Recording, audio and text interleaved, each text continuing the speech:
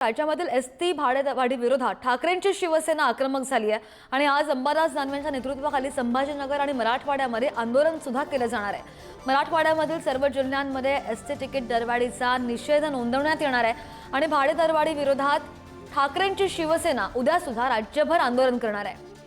काही वेळापूर्वी विधान परिषदेचे विरोधी पक्षनेते अंबादास दानवे स्वतः माध्यमांशी बोलत होते आणि आपण ही दृश्य पाहतोय लाईव्ह। संभाजीनगर संपूर्ण मराठवाड्यामध्ये आज आंदोलन करण्यात येणार आहे।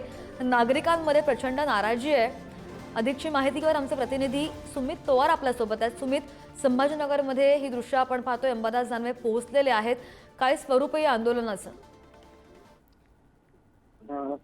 विधान परिषदेचे विरोधी पक्षनेते अंबादास दानवे या ठिकाणी दाखल झालेले आहेत।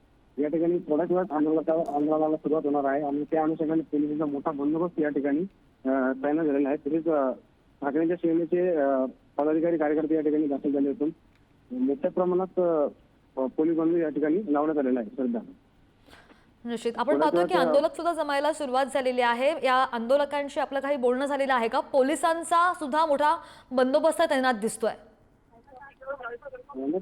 पोलिसांनी या आंदोलनाला परवानगी तशी दिलेली नाहीये, मात्र कायदा आणि सुव्यवस्था बिघडून या अनुषंगाने मोठा बंदोबस्त या ठिकाणी पोलिसांनी तैनात आहे। आता पोलिसांमध्ये आणि अंबादास दानवे यांच्यामध्ये थोडी चर्चा सुरू आहे।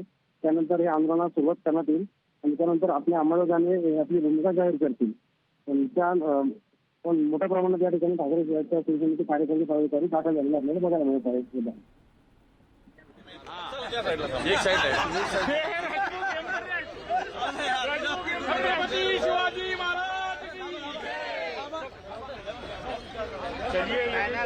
तर आपण पाहतो संभाजीनगरमध्ये ठाकरेंच्या सेनेचं हे आंदोलन एसटी राज्यभर उद्या सुद्धा आंदोलनाची हाक घेण्यात आलेली आहे। धन्यवाद तुम्ही दिलेल्या सविस्तर माहितीसाठी।